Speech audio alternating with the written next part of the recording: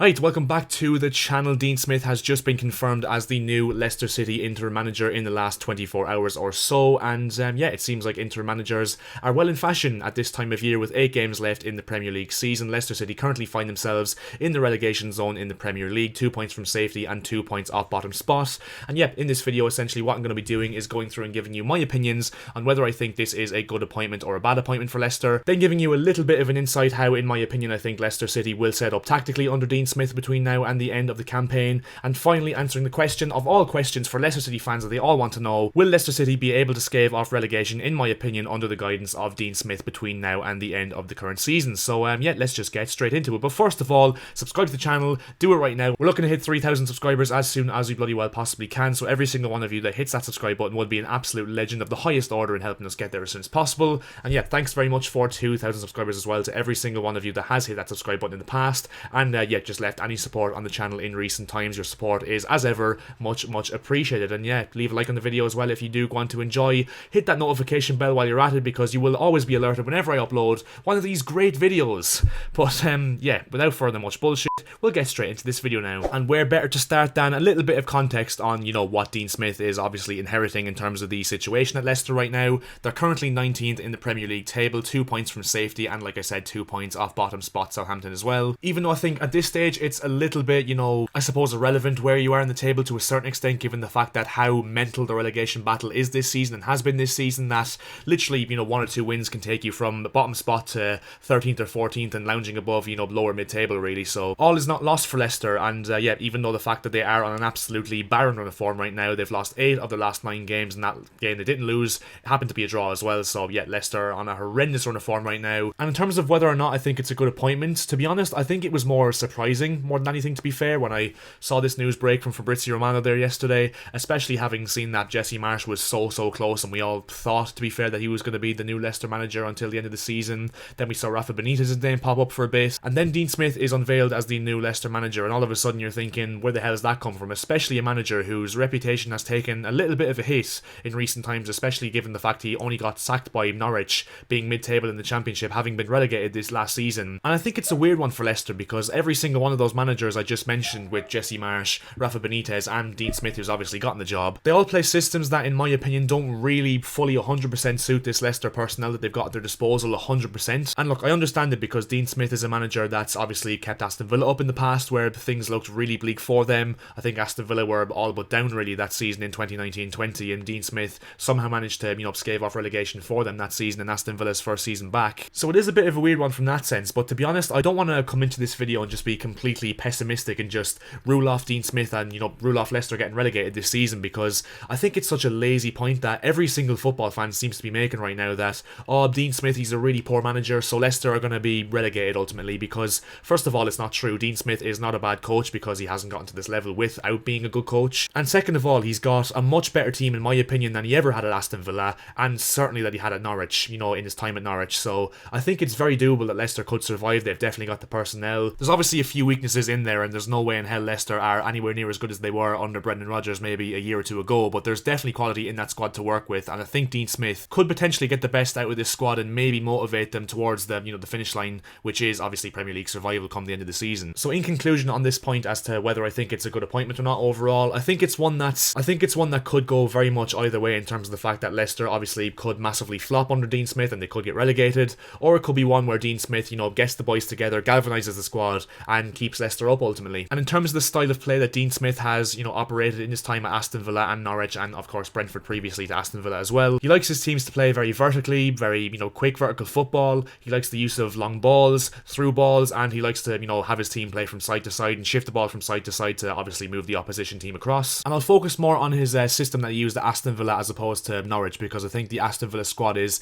probably closer in quality in terms of personnel than the Norwich squad is to this Leicester team, because I'll be honest, even though he failed at Norwich ultimately, I think the playing squad massively let him down, in terms of the fact that my brother's a Norwich fan, so I've naturally followed Norwich a good bit, and I can safely say that Norwich's, you know, personnel in terms of the squad they have is not good in the slightest, to be fair, at this moment in time. So I'll focus more on the style of play he used at Aston Villa Villa, which again, like I said, was to play vertically quickly, to use long balls, to use through balls, and essentially get the ball as further forward as they can as quick as possible. And out of possession then, they defend in a 4-4-2 mid-block. His preferred formation is a 4-2-3-1, and it probably will be the case with this Leicester team as well, with James Maddison probably playing in that number 10 position. So it's not completely counter-attacking, but it is a system that, you know, does like to be direct, and there is an element of counter-attacking in there, given how direct that Dean Smith likes his teams to play ultimately, which is a little bit different to the way Brendan Rodgers set up this Leicester team, in terms of the fact that, yes, Leicester were direct times, but they did like to focus on having the ball, and they did press out of possession, which Dean Smith's teams don't particularly like to do in terms of, you know, pressing from the front. And just in terms of how I think he'll set up this Leicester team in terms of personnel, it's here on screen. I think he'll go with probably Daniel Iverson in goal. He seems to be the, you know, outright number one right now, replacing Danny Ward in recent weeks. I think he'll go with Ricardo Pereira down that right hand side and Victor Christensen on the left hand side, because he does like to operate with this elbow system, which, you know, means that more than likely it will be Christensen more often than not that shifts across to play centre back, with Feist and Souttar in a back three in possession, with Pereira going forward because he is obviously, you know, decent going forward. Without Feist and Harry Souttar at centre back, I think Souttar will come back into the team after being left out in recent weeks by Adam Sadler, the interim manager, because Souttar is just an out and out defender, which is exactly what Dean Smith will want in that, you know, low to mid block that he does like to play out of possession. Then Wout Feist will be used in terms of, you know, his line breaking passes and his ability in possession. The midfield then, he likes to have energetic players, but also players who are good in the ball, so I think Kieran Dewsbury Hall will be the first name in the midfield pivot.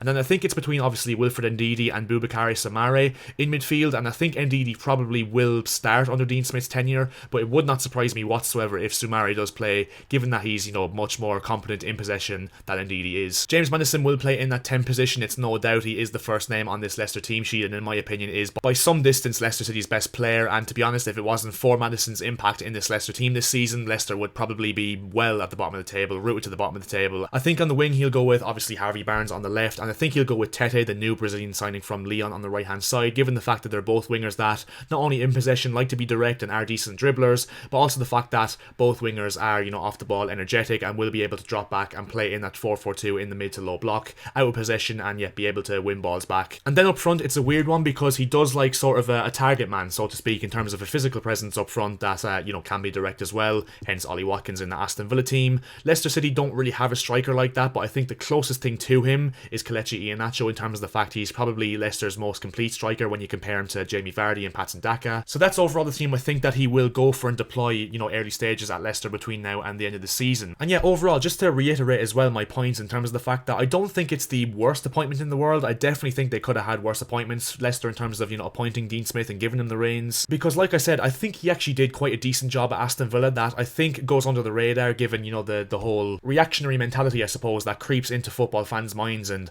I think he did really well in terms of, first of all, getting Aston Villa into the Premier League, second of all, keeping them up when they seemed down and out at the end of that 19-20 season, like I said. Obviously things didn't work out the next season, having sold Jack Grealish to Man City and, you know, failing to really replace him in terms of getting a balance out of the team. And then he went on to Norwich City and obviously was, in my opinion, set up to fail, as most managers are at Norwich right now, because yeah, Norwich's squad overall in terms of the quality I think is absolutely at rock bottom in terms of Norwich over recent years, hence why they massively struggled in back-to-back seasons in the Premier League. So I don't think it's the worst appointment. I think, as I said, I think there could be well worse appointments that could have been made. I don't think he's necessarily the best appointment they could have made, but I don't think he'll be there at Leicester beyond this season, even if he keeps this Leicester team up with flying colours. And I think Leicester will probably look for someone like Graham Potter maybe in the summer, who I think would be an absolutely brilliant appointment for them. And yeah, just to conclude this video then, final point, will Leicester City be able to stave off relegation, in my opinion, under Dean Smith's guidance between now and the end of the campaign? To be honest, I think it's a tough one, and I've kept saying in every single video that I've done on this relegation battle,